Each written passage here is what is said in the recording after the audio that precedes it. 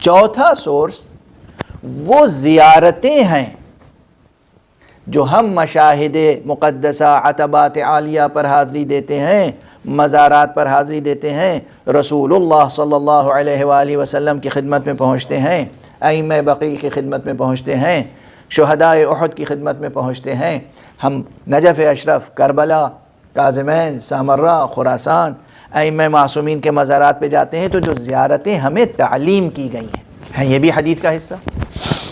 پروردگار جزائے خیر عطا فرمائے، کروٹ کروٹ جنت نصیب فرمائے اور ان کے درجات بلند سے بلندر فرمائے علامہ شیخ مفید کو رحمۃ اللہ علیہ۔ شیخ مفید وہ پہلے شخص ہیں جنہوں نے تمام مجموعہ حدیث سے زیارات کو الگ کر کے ایک مجموعہ مرتب کیا، منتخب، اور وہ کتاب ان کی مشہور ہوئی بعنوان کتاب المزار، جو المزار الصغیر کے نام سے بھی مشہور و معروف ہے چونکہ وہ چھوٹی سی کتاب ہے، اور اس کے بعد ان کے نقش قدم پر چلتے ہوئے دوسرے علماء، محققین، فقہاء، فحول، عرفاء، انہوں نے پھر اس صنف پہ اور کام کیا۔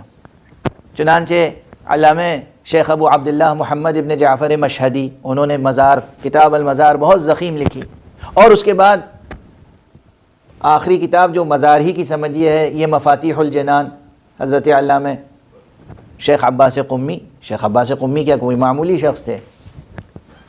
شیخ عباس قمی رضوان اللہ تعالی علیہ معمولی شخص تھے، مشرک تھے، غالی تھے۔ شیخ عباس قمی علیہ الرحمہ نے جو زیارتیں مرتب فرمائی ہیں، تقریباً 8، 9، 10 زیارتیں تو امیر المومنین علیہ السلام کی ہیں، کچھ زیارتیں مطلقہ ہیں یعنی آپ کبھی بھی پڑھ سکتے ہیں، کچھ خاص تاریخوں میں ہیں، اور اسی طرح سے زیارت اگر وہ کتاب مزار کبیر ابن مشہدی کی اگر آپ دیکھیں گے تو اس میں 19-20 زیارتیں نقل ہوئی ہیں صرف امیر المومنین علی ابن ابی طالب علیہ السلام کی۔ کتاب مزار بحار اٹھا کے دیکھ لیجئے علامہ مجلسی کی، اس میں کتنی زیارتیں، یہ تمام زیارتیں جو معصومین نے تعلیم فرمائی ہیں۔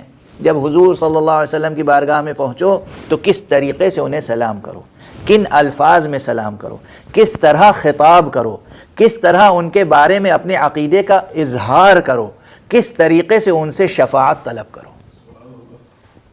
یہ اسی طرح جب تم امیر المومنین علی ابن ابی طالب علیہ السلام کی بارگاہ میں پہنچو، ادب کیا ہے، کس طرح جاؤ، گھر سے چلو تو کس طرح، کس اہتمام سے، ظاہری اور باطنی طہارت کا کیا اہتمام ہونا چاہیے، راستے میں تمہاری زبان پہ کیا ذکر ہونا چاہیے اور تمہارے دل اور ذہن کی کیفیت کیا ہونی چاہیے، جب شہر نجف میں داخل ہو تو کیا کیفیت ہونی چاہیے، جب گنبد مبارک پہ نظر پڑے تو کیا کیفیت ہونی چاہیے، جب قبر مبارک کے قریب پہنچو تو اس وقت تمہیں کیا کلمات کہنے چاہیے۔ ان کلمات میں جو معصومین نے تعلیم فرمائے ہیں ایک بڑا ذخیرہ ہے معرفت ذات امام کا، معرفت کا۔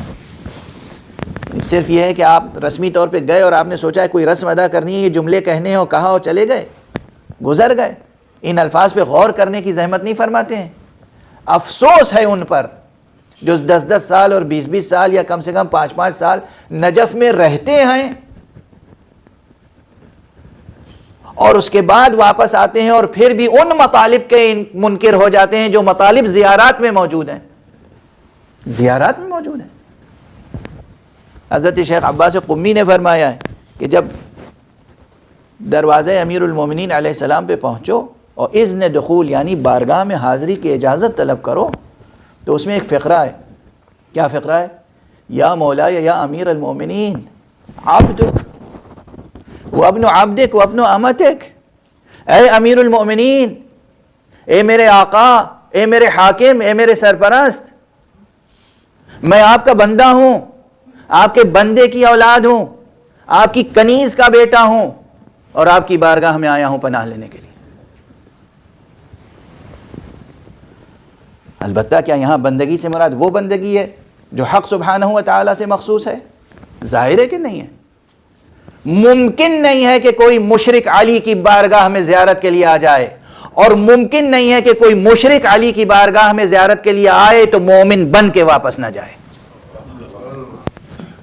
مگر ممکن ہے کہ کوئی امیر المومنین علی ابن ابی طالب علیہ الصلوۃ والسلام پر ایمان رکھتا ہو اور کافر ہو یا مشرک ہو، جو علی ابن ابی طالب علیہ الصلوۃ والسلام کا غلام ہوگا، غلام بندہ بن کے رہے گا علی کا۔ اور لفظ بندہ تو اردو میں عزیزو میں کیا عرض کروں، اردو میں تو آپ کسی کو بھی بندہ کہہ دیتے ہیں نا، یہ تو بازاری زبان کا بھی حصہ ہے اور ادبی زبان کا بھی حصہ ہے نہیں ہے؟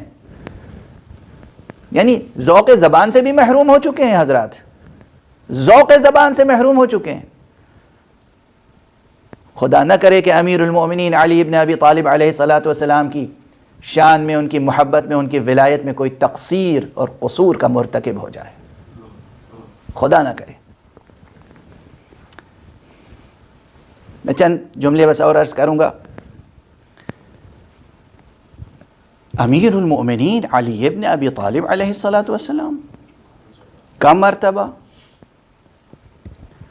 پیغمبر اکرم صلی اللہ علیہ وآلہ وسلم کی حدیث کی روشنی میں، اور پہلے یہاں سمجھ لیجئے قرآن وَاعْتَصِمُوا بِاللَّهِ، یہ آیت کو کیوں میں نے انتخاب کیا؟ اسی آیت کی تفسیر میں بعض جید مفسرین نے ایک جملہ لکھا ہے خوبصورت سا، من اعتصم باللہ فہو معصوم،